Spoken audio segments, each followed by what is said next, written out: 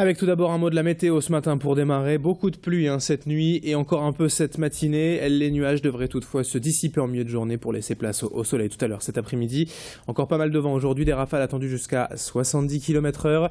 Côté température, on reste inférieur au normal de saison, 4 degrés de moins que ces normales saisonnières. Comptez 7 ou 8 degrés pour ce jeudi à Lille et dans la région.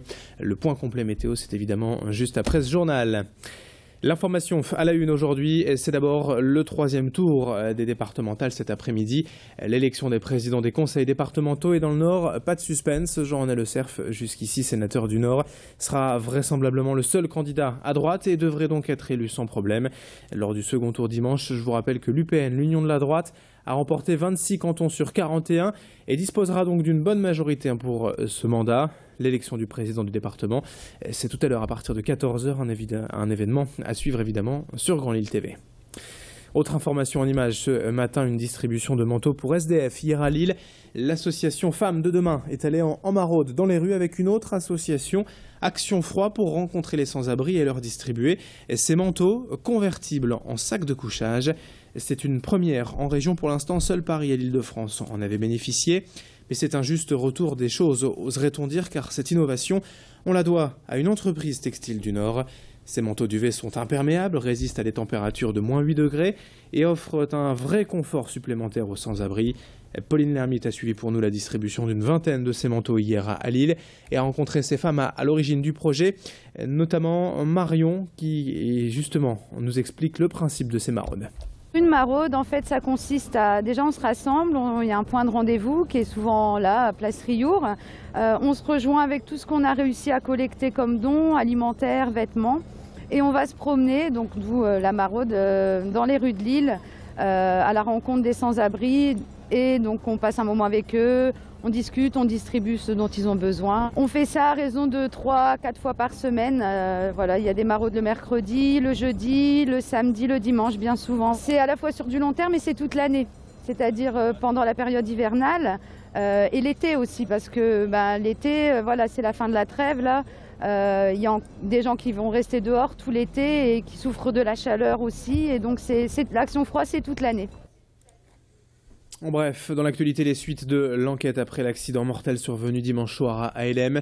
2 hommes se sont rendus au commissariat de Lille hier et se sont constitués prisonniers après l'interpellation déjà lundi soir d'un adolescent de 16 ans. Ces 2 adultes disent être l'un des passagers et l'autre le conducteur de la Citroën C3 responsable du drame.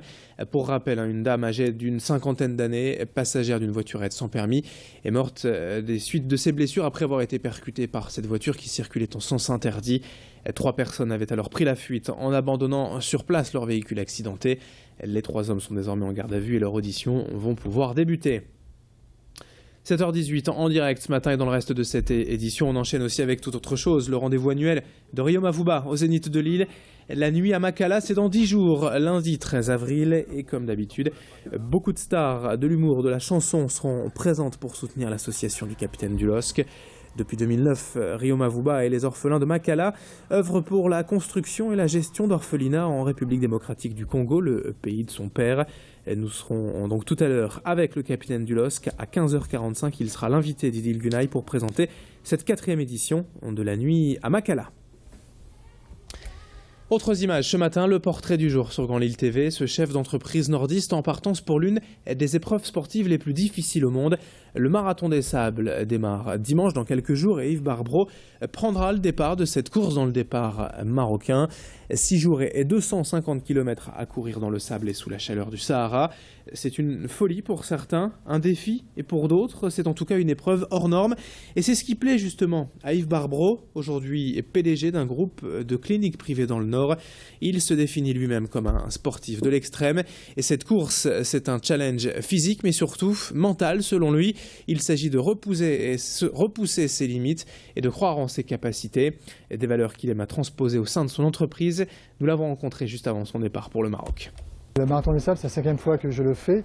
En fait, c'est le Graal de tout coureur, c'est faire une fois dans sa vie le marathon des sables. C'est un challenge personnel d'abord, c'est d'être capable de se dépasser et d'aller au-delà de la douleur, de choisir sa souffrance. Ça, c'est un luxe aujourd'hui que je peux me permettre. Et quand on le fait, c'est aussi porter un message d'espoir à tous ceux qui souffrent, de pouvoir les aider à dire voilà, quand on souffre, il y a toujours un après. Et cet après, c'est un peu de le tutoyer dans cette course. Ces images également d'une exposition Grandeur Nature à découvrir en ce moment et jusqu'au 7 juin au Colisée de Lambersart.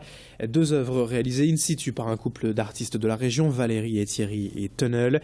Ils ont fait surgir du sol dans les jardins ces boucles végétales qui se déploient vers le canal, vers le ciel. Sculpture monumentale, à la fois posée au sol et suspendue au plafond, l'ensemble formé d'une âme et d'une écorce évoque le tronc d'un arbre dont les racines s'étaleraient circulairement contre la baie vitrée qui fait face au Land Art. On est ici en plein dans la mouvance Land Art. C'est à découvrir donc au Colisée de Lambersart jusqu'au 7 juin. Ça s'appelle Grandeur Nature. Fin de ce journal, 7h21 en direct sur Grand Lille TV. Dans un instant, la météo et l'infotrafic à suivre.